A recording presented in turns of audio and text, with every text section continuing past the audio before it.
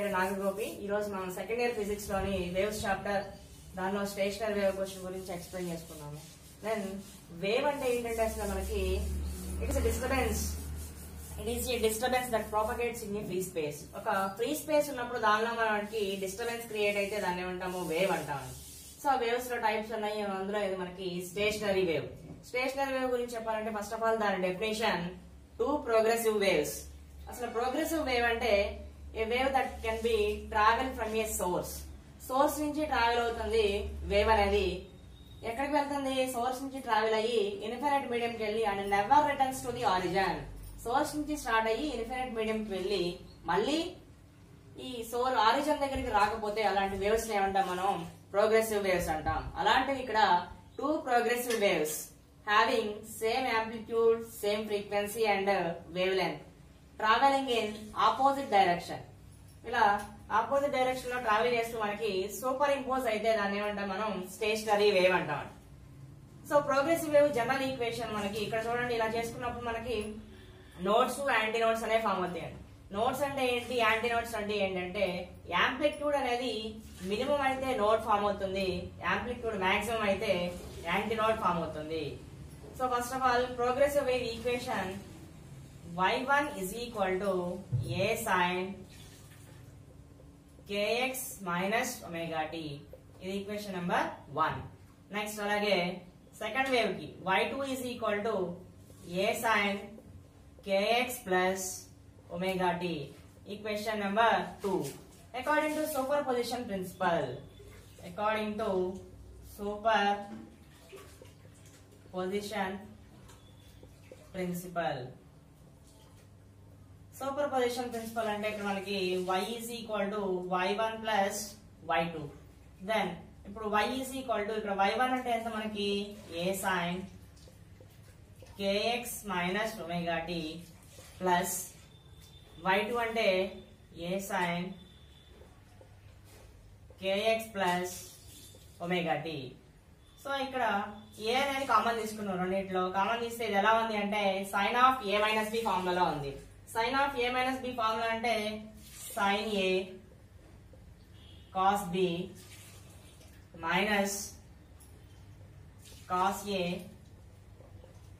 sin b plus ఇక్కడ already a common చేసాం కాబట్టి ఇది ఎలా ఉంది అంటే మనకి sin of a plus b ఫార్ములాలో ఉంది. sin of a plus b అంటే sin a cos b, sin a cos b plus cos a sin b. చూడండి ఇక్కడ మనకి ఇక్కడ minus cos kx sin omega t ఉంది, ఇక్కడేమో plus cos kx sin omega t ఉంది. ఈ రెండు క్యాన్సిల్ అయిపోతాయి.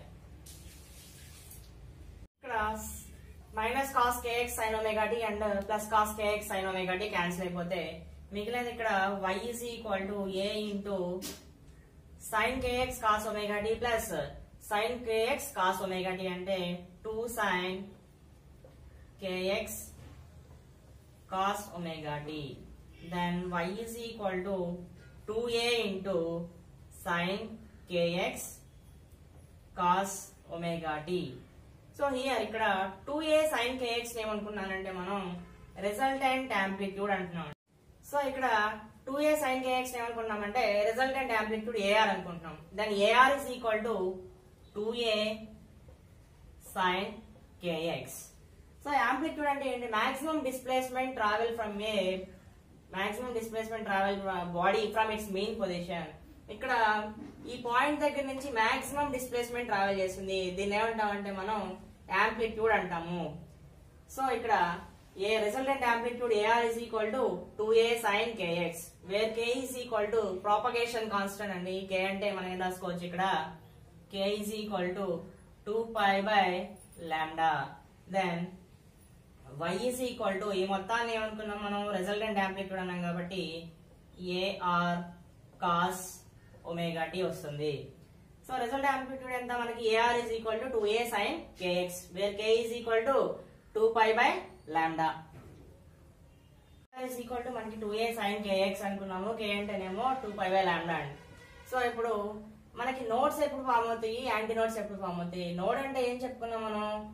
మినిమం యాంప్లిట్యూడ్ అయితే నోడ్ అవుతుంది, మాక్సిమం యాంప్లిట్యూడ్ అయితేనేమో యాంటీ నోడ్ అవుతుంది. సో దాని ఫస్ట్ కేస్ చూద్దాం. కేస్ 1 లో మనం ఇదే తీసుకుందాం అంటే resultant amplitude AR is equal to 2A into sin K అంటే ఇక్కడ 2π by lambda into x, where x is equal to 0 తీసుకుందాము. అలాగే next lambda by 2, x is equal to 0, lambda by 2, 2 lambda by 2 and 3 lambda by 2, 3 lambda by 2 and so on n lambda by 2 తీసుకుందాం. ఇలా ఈ conditions తీసుకున్నప్పుడు ఇప్పుడు ఇక్కడ మనం ఏం చేస్తున్నాం అంటే x ప్లేస్ లో 0 పెట్టాం. x ప్లేస్ లో 0 పెడితే ఏమవుతుంది, టర్మ్ మొత్తం 0 అవుతుంది. sin 0 అంటే 0, కాబట్టి రిజల్టెంట్ యాంప్లిట్యూడ్ ఏమొస్తుంది, 0 వస్తుంది.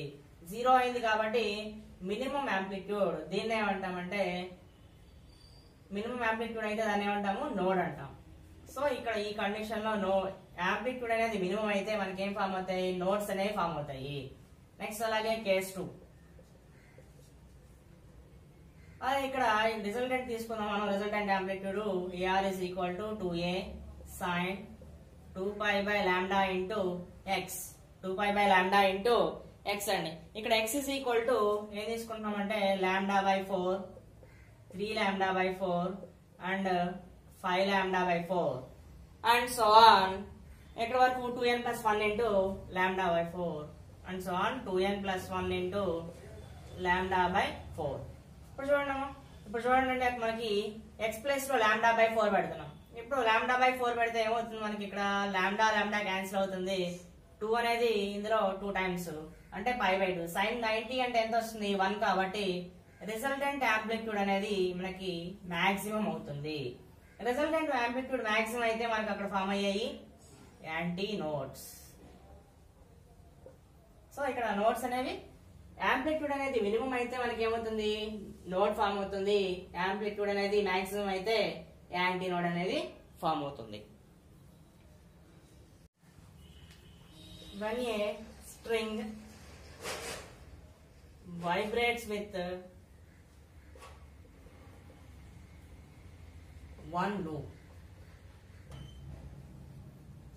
సో స్ట్రింగ్ తీసుకున్నాము, దీన్ని ఇలా ప్లగ్ చేసినప్పుడు 2 ends ఫిక్స్ చేసి ప్లగ్ చేసినప్పుడు ఒక లూప్ ఫామ్ అయితే, సో ఒక లూప్ ఫామ్ అవుతుంది. అంటే ఇక్కడ మినిమం అయింది కాబట్టి నోడ్ ఫామ్ అవుతుంది. అండ్ ఆల్సో ఇక్కడ కూడా నోడ్, ఇక్కడేమో యాంటీ నోడ్. సో ఇక్కడ మనకి రెండు యాంటీ నోడ్స్ మధ్య డిస్టెన్స్ ఎంత అవుతుంది అంటే λ/2. రెండు యాంటీ నోడ్స్ మధ్య డిస్టెన్స్ ఎంత, λ/2. దీని యొక్క స్ట్రింగ్ టోటల్ లెంత్ ఎంత అంటే L అండి. So from diagram L is equal to ఎంత, λ/2. That implies λ is equal to 2L. We know that మనకి string velocity V is equal to ఎంత తెలుసు అంటే √T/μ అని తెలుసు. అలాగే next wave velocity V is equal to n లాండా అని తెలుసు. సో ఇక్కడ ఈ రెండింటిని కంపేర్ చేసుకుంటే మనకి n lambda is equal to √T/μ. n lambda is equal to √T/μ. So then n into lambda అంటే ఎంత వచ్చింది, ఇక్కడ మనకి 2L వచ్చింది. n into 2L is equal to √T/μ. Then frequency n is equal to 1/2L into √T/μ.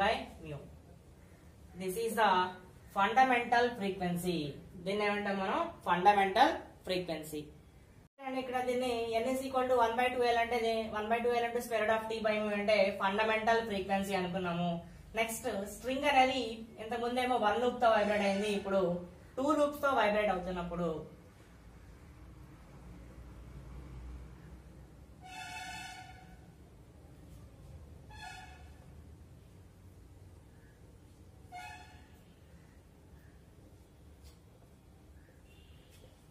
Vibrate అవుతుంది. ఇక్కడ మనకి minimum amplitude అంటే నోడు, మాక్సిమం దగ్గర యాంటీ నోడు, అలాగే ఇక్కడ కూడా నోడ్ అండి.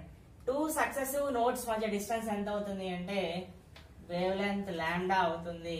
ఇది ఆల్రెడీ మనకి లాంబ్డా అనుకున్నాం కాబట్టి దీన్ని λ1 అన్నాం. సో దీని యొక్క టోటల్ లెంత్ L అవుతుందండి. From diagram L is equal to ఎంత వచ్చింది, λ1 వచ్చింది. L is equal to λ1. So already మనకి తెలిసిన formula n lambda is equal to root of t by mu. Then n into lambda అంటే ఎంత వచ్చింది మనకి, n λ1 అనుకున్నాం. λ1 అంటే ఎంత వచ్చింది, L వచ్చింది. n into L is equal to root of t by mu. Then n is equal to 1 by L into root of t by mu. But అయితే ఫండమెంటల్ ఫ్రీక్వెన్సీ మనకి ఎంత, n is equal to 1 by 2L into square root of t by mu వచ్చింది. కానీ ఇక్కడ L ఉంది కాబట్టి దీన్ని ఏం చేస్తున్నాం అంటే 2 తో మల్టిప్లై చేసి 2 తో డివైడ్ చేస్తున్నాము. therefore n is equal to 2 into 1 by 2L into root of t by mu. So 1 by 2L into root of t by mu అంటే దేనికి ఈక్వల్ అయింది, ఫండమెంటల్ ఫ్రీక్వెన్సీ కాబట్టి n1 is equal to 2 into n. n1 is equal to 2 into n. So ఇంతకుముందు మనకి 2 strings తో vibrate అయినప్పుడు ఎంత వచ్చింది formula, n1 is equal to 2n వచ్చింది. నెక్స్ట్ స్ట్రింగ్ అనేది 3 లూప్స్ తో వైబ్రేట్ అవుతున్నప్పుడు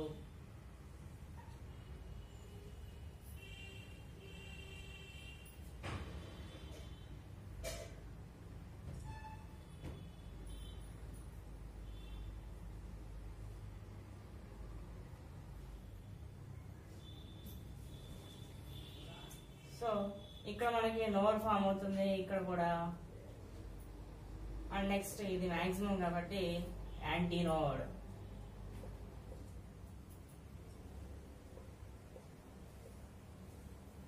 సో చూడండి ఇక్కడ మనకి 2 సక్సెసివ్ నోడ్స్ కంటే మనకి డిస్టెన్స్ ఎంత, λ2/2.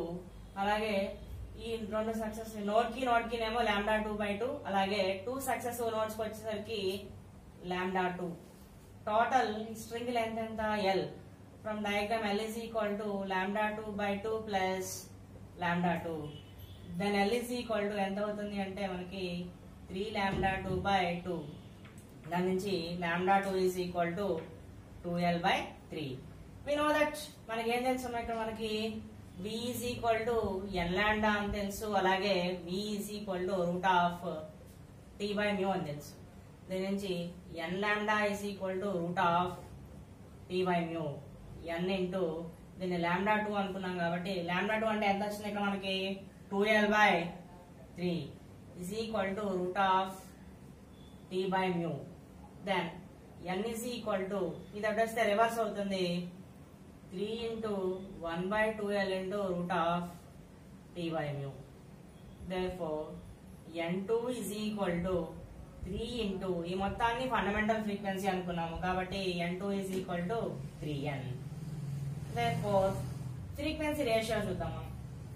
n/2 n1/2 n2 is equal to ఎంత అవుతుంది అంటే 1/2 2/3 అండ్ సో ఆన్. ఎక్కడ వరకు అమ్మా PV/2L. సో దీన్ని మనకి so n is equal to 1 by 2L into root of t by mu ఏమంటున్నాం మనం ఇక్కడ ఫండమెంటల్ ఫ్రీక్వెన్సీ అంటున్నాం. Fundamental frequency. దీని నుంచి మనకి స్ట్రింగ్స్ కి లాస్ అనేది చూద్దాం.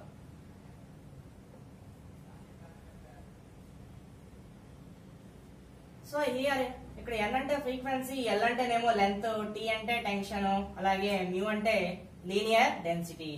ఈ లాస్ అనేవి 3 లాస్ ఉన్నాయి. అందులో first one law of length. Law of length లో మనకి లెంత్ ఉంటుంది, టెన్షన్ అండ్ లీనియర్ డెన్సిటీ రెండు కాన్స్టెంట్ అండి. t, mu are constant.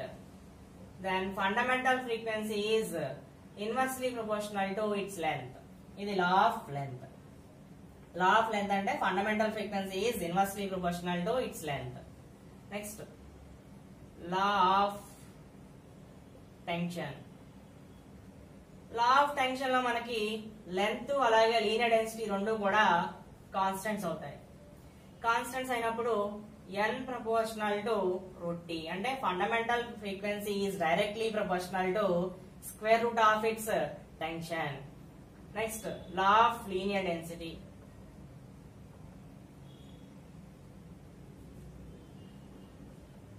Law of linear density అంటే ఇక్కడ ఏం కాన్స్టెంట్ అవుతాయి మనకి, లెంత్ టెన్షన్ కాన్స్టెంట్ అవుతాయి. Fundamental frequency is inversely proportional to square root of it's linear density. So ఈ మూడింటిని మనం లాస్ ఆఫ్ స్ట్రింగ్స్ అంటాము, లా of length, law of tension and law of linear density. So ఈ question మనకి public point of వ్యూలో important. So next class లో మనం pipes, open pipes, closed pipes దాని గురించి డిస్కస్ చేసుకుందామండి. సో ఈ వీడియో కనుక మీకు నచ్చినట్లయితే లైక్ చేయండి, షేర్ చేయండి అండ్ సబ్స్క్రైబ్ చేయండి.